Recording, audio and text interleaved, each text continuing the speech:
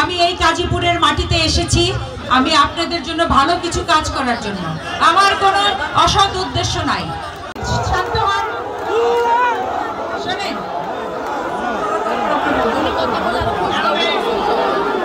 কেন কথা বলে?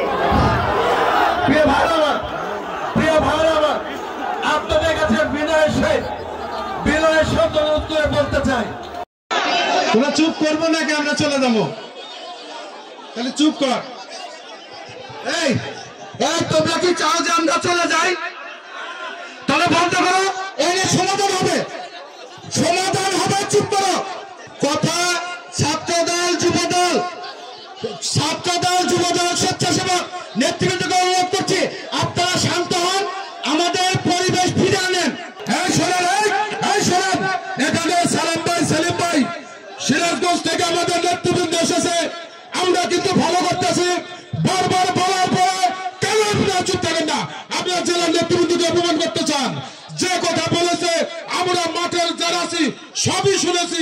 অতীতের থেকে যে কমিটি আছে সব কি পকেট কমিটি হয়েছে? আমরা জেনেছি। আমরা এটার ব্যাপারে অবশ্যই জেলার নেতৃবৃন্দের কাছে আমরা কথা বলবো। আপনাদের অনুরোধ করে বলি, আপনারা সবাই চুপ থাকুন, এটা কথা হবে। সবাই ধন্যবাদ, ভালো থাকেন। নেতৃবৃন্দ আপনারা মঞ্চটা পরিষ্কার করেন এবং এই বসো। মানুষ নিয়ে আমার কোনো বিদ্বেষ নাই, আপনারা কোনো কিছু মনে করবেন না। আমি হয়তো একটা ভুল শব্দ বলেছি, কিন্তু বিশৃঙ্খলা বন্ধ করেন প্লিজ, বিশৃঙ্খলা বন্ধ করেন।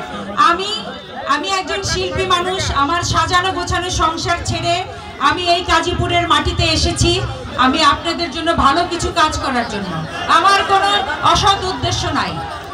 আমি শব্দটার জন্য সরি বলছি। যাই হোক,